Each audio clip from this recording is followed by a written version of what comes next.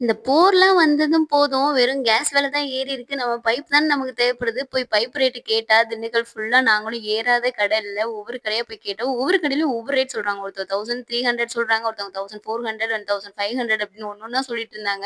இது என்னடா ஒரு பைப் ரேட்டே 1500 வரைக்கும் வந்துச்சுன்னா, நமக்கு தேவை ஒரு 200 பைப் அது அப்ராக்ஸிமேட்டா போட்டோம்னு பார்த்தோம்னா, ஒரு 3,00,000 வரைக்கும் வந்துச்சு. நம்ம என்னடா பண்ணலாம்னு யோசிக்கும்போது சடனா ஒரு ரீல்ஸ் பார்த்தோம். என் ஹஸ்பண்ட் பார்த்துட்டு இருந்தாங்க. நாங்க என்ன பண்ணோம்னா, திருப்பூர் ஓலப்பாளையம் தான் இருந்துச்சு. அங்க போய் பார்க்கலாம். சும்மா ஜஸ்ட் பார்த்துட்டு மட்டும் வரலாம் அப்படின்னு சொல்லி போயிருந்தோம். நாங்க இங்கேருந்து என்ன முடிவோட போயிருந்தோம்னா, எங்களுக்கு வந்து நாங்க சில பேர்ட்ட கேட்டிருந்தோம். அந்த மாரி பைப்பு இருக்கு வாங்கலான்னு கேட்டதுக்கு, அந்த பைப் மேல ஏறி நின்னு குதிங்க. அந்த பைப் வந்து உடைஞ்சா வாங்காதீங்க.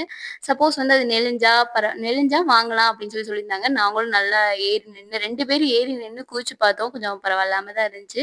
நல்லா பரவாயில்லாம இல்ல. கொஞ்சம் நல்லாவே இருந்துச்சு. எங்களுக்கு வந்து ஒரு சாட்டிஸ்ஃபேக்ஷன் இருந்துச்சு. சரி வாங்கலாம் அப்படின்னு சொல்லிட்டு. பைப்லாம் பார்த்தீங்கன்னா, செகண்ட் குவாலிட்டி தான். இந்த மத்த பைப்போட கம்பேர் பண்ணும்போது செகண்ட் குவாலிட்டி தான் சொல்லணும்.